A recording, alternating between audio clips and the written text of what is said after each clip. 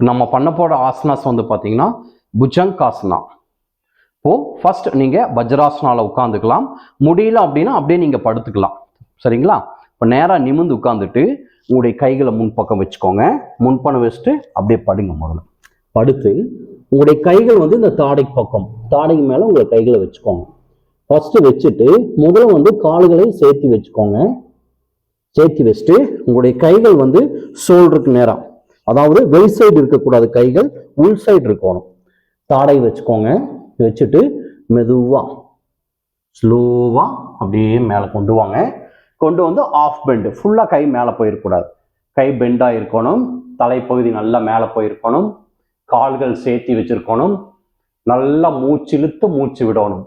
ஏன்னா இதுக்கு வந்து நுரையீரல் வந்து நல்ல விரியும் தன்மையை கொடுக்கும். நுரையீரலுக்கு ஆக்சிஜன் அதிகமாக கிடைக்கும். முதுகுத்தண்டு நன்றாக வளையும் தன்மையை கொடுக்கும். கால்களில் இருக்கக்கூடிய நரம்புகளுக்கு அதிகமான வலிமையை சேர்க்கும். தைராய்டு சம்பந்தப்பட்ட பிரச்சனைகள் வராது.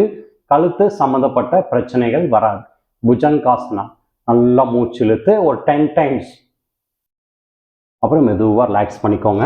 ரிலாக்ஸ் பண்ணிட்டு பழையபடி நீங்கள் வந்து தாடை இப்படி கைகளில் வந்து உதவி தாடை வச்சுட்டு நல்லா மூச்சு இழுத்து விடணும். அப்புறம் மெதுவாக எந்திரிச்சு உட்காந்துக்கோங்க. வஜ்ராசனாவிலையோ இல்லை சமணம் போட்டோ நீங்கள் உட்காந்துக்கலாம்.